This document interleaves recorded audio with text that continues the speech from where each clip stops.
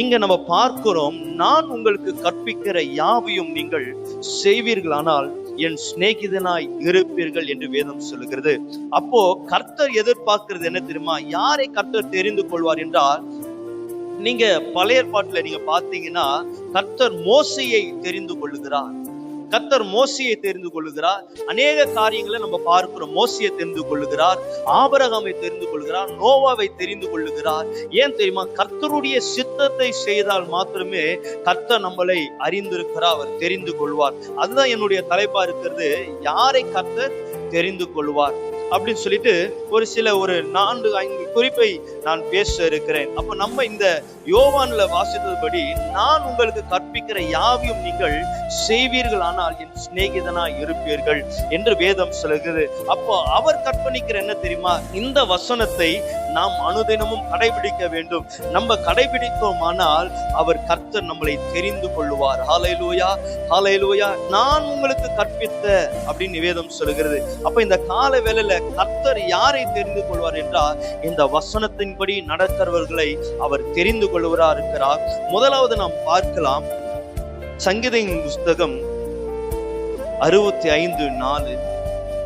சங்கீதம் 65:4 சொல்லப்படுகிறது, உம்முடைய பிரகாரங்களில் வாசமாய் இருக்கும்படி நீ தெரிந்து கொண்டு சேர்த்து கொள்ளுகிறவன் பாக்கியவான். உம்முடைய பரிசுத்த ஆவியாகிய ஆலயமாகிய உமது வீட்டின் நன்மையினால் திருப்தியாக்குவேன் என்று வேதம் சொல்லுகிறது. அப்போ முதலாவது கர்த்தர் சொல்கிறார், உம்முடைய பரிசுத்த ஆலயமாகிய. அப்போ உம்முடைய இந்த கட்டிடமா இல்ல நம்ம போகிற எல்லா காரியமா இல்ல, இந்த ஆலயமாகிய நம்முடைய சரீரம். ஹல்லேலூயா.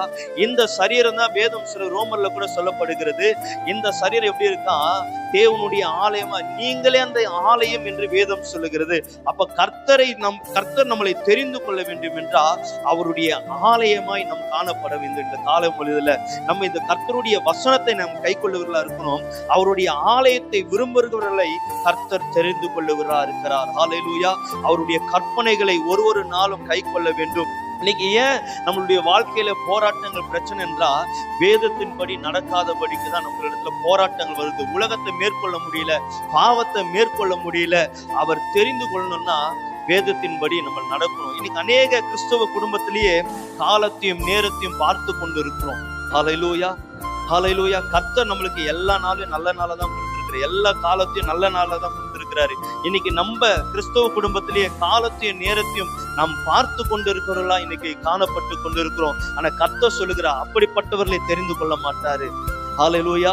வேதம் சொல்லுகிறது, அவருடைய சீஷரா இருக்கணும்னா அவருடைய